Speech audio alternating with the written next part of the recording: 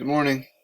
I wanted to talk briefly about culture and life in Southeast Asia. We'll be very brief because later today I plan to post a worksheet for you that will be due Friday. Just trying to summarize the information that we've been going over this week. So you'll have, today and tomorrow and Friday to work on it. Tomorrow I'm going to be looking at sort of cultural gems of Southeast Asia, important architecture. That's one of the major influences that you can see from India and from China is the architecture.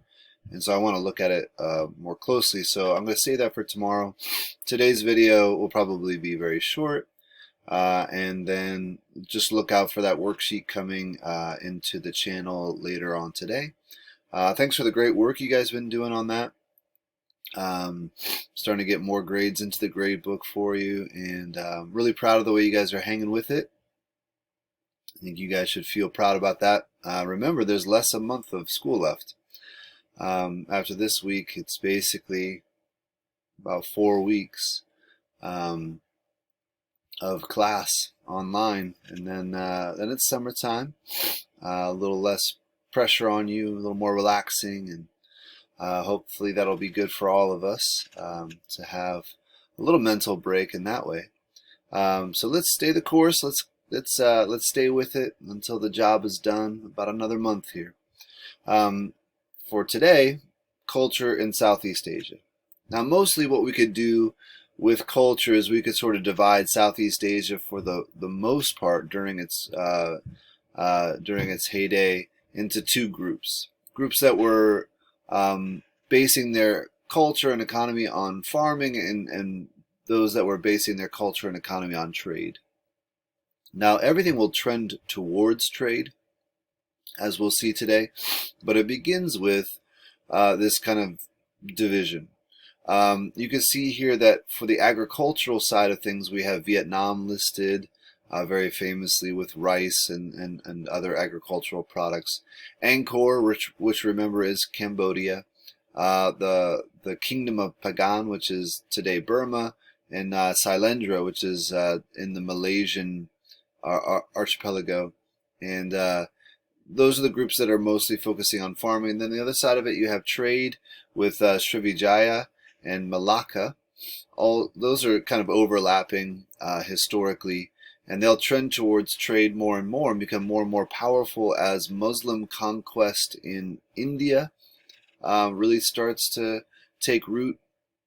The Mughal Empire is not something that we have covered, and we may not actually cover it, but the Mughals were Muslim invaders of India, and they took over in the era that's just sort of pre-modern, just before the modern era, and then into the modern era.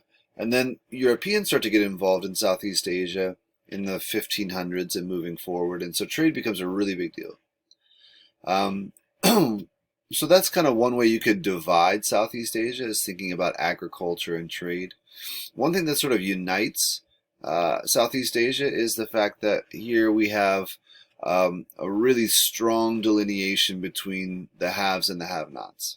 You basically have aristocrats who have political power and economic wealth, and then you have the peasants. There's not much of a middle class until you get into the pre-modern and modern era, where trade starts to make it possible to have a bit more of a middle class. So you basically have this upper class that have all the power and all the money, and mostly all the access to the land as well. One other thing that you could say maybe unites Southeast Asia is the fact that they tended to have better treatment of women. Women played a more active role in society in Southeast Asia and also had greater rights, and that's obviously quite a positive thing. And then the last thing that I would say is uniting Southeast Asia is religion. Now, early on, they all sort of had a spiritual animism, a belief in spirits and ancestor worship. And then, of course, Buddhism and Hinduism come in. Now, the thing about that is Buddhism and Hinduism don't actually replace their older beliefs. In a lot of ways, they come alongside them. Even today, I work in Thailand a little bit, rescuing at-risk children from trafficking.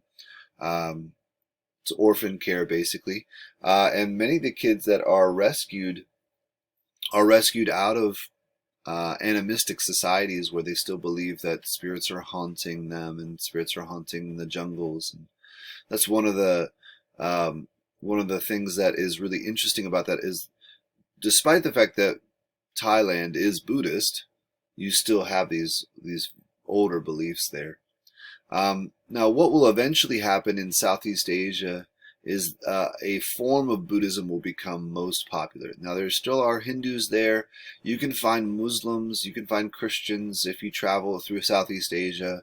On a typical day in Phnom Penh, Cambodia, if I'm traveling around visiting my friends and the kids we're taking care of, we might see some Mormon missionaries, we might see some Christian churches, we might see some mosques. But by and large, what you'll see is Theravada Buddhism. Becomes the religion of the people, and it basically still is. Now, it's not necessarily all that systematic. Um, People accept it sort of as a family right. They pass it down generation to generation, but it's not necessarily something that they are fully educated in or vested in. They have these sort of rites and rituals that they go through. But one of the reasons Theravada Buddhism became very popular is the sense that you could approach nirvana on your own. You didn't need to go to the Wat, the temple. That's a Cambodian word for temple. You didn't need the monk. You didn't need the priest to help you. And so they liked that idea that they could, follow some basic principles and try to live a certain way and approach nirvana on their own. And that's why even today you'll see in Thailand and in Vietnam and in Cambodia a Buddhism that is sort of street level, where just the normal people have it. And then you'll also have a highly educated philosophical Buddhism, but the two don't necessarily mix that much. Another reason that Theravada Buddhism became popular is that it was tolerant of local gods and beliefs. So you might accept Buddhism, but you'd still have the local god that you worshipped. Or you might even think of your king as a link between the gods and earth, and you might still worship that way.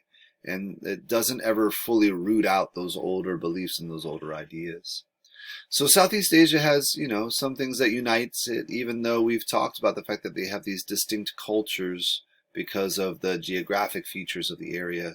You can say these basic things are similar, and that you can divide it into categories of agricultural and trade. Be looking out for that worksheet. It'll be posted later today, kind of giving us an overview of the information of Southeast Asia. I probably will continue us on into the early part of next week, going into sort of more modern eras of Southeast Asian history before we move on to a different area. Thinking maybe Australia and New Zealand, the Pacific region there for our next study. In the meantime, keep on keeping on. You're doing great. And let me know if you have any issues or you need any help. Thanks.